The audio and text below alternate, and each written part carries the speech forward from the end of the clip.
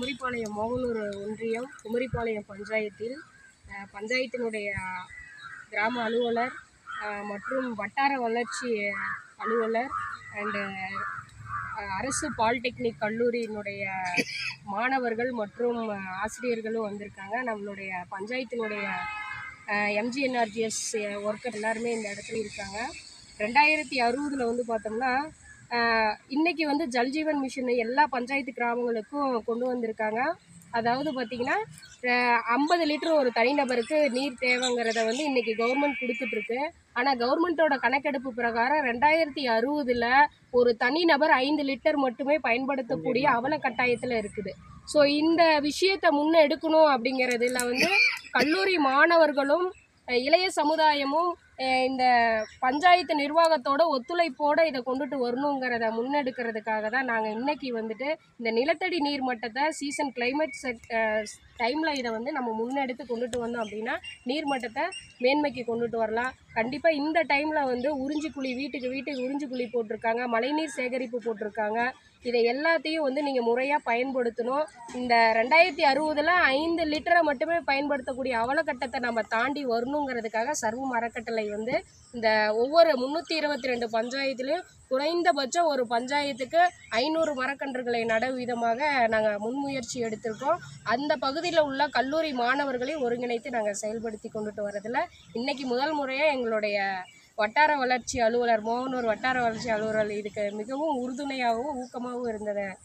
அவருக்கு மிகுந்த நன்றியை நாங்கள் சர்வம் அறக்கட்டளையின் சார்பாகவும் பஞ்சாயத்து நிர்வாகத்துக்கும் கல்லூரி நிர்வாகத்துக்கும் மிகுந்த நன்றியை தெரிவிச்சுக்கிறோம். நன்றி.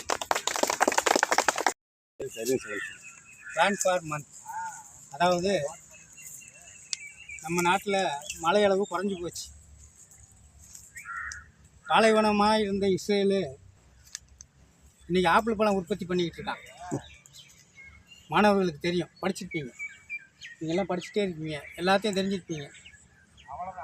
பாலைவனமாக இருந்த இஸ்ரேலு இன்றைக்கி ஆப்பிள் பழம் உற்பத்தி பண்ணிகிட்டு இருக்கான்னா என்ன காரணம்? அவன் நம்ம நாட்டில் பெஞ்ச மழையெல்லாம் அவன் இழுத்துட்டான். இஸ்ரேல்காரங்க இழுத்துட்டாங்க. எப்படி இழுத்தாங்க? இந்த மழை எப்படி அங்கே போச்சு? இங்கே இருக்கிற மரங்கள் எல்லாம் அங்கே போயிடுச்சு. பசுஞ்சோலையாக இருக்குது. அதனால் அதிகமான மழைப்பொழிவு இஸ்ரேலில் இருக்குது.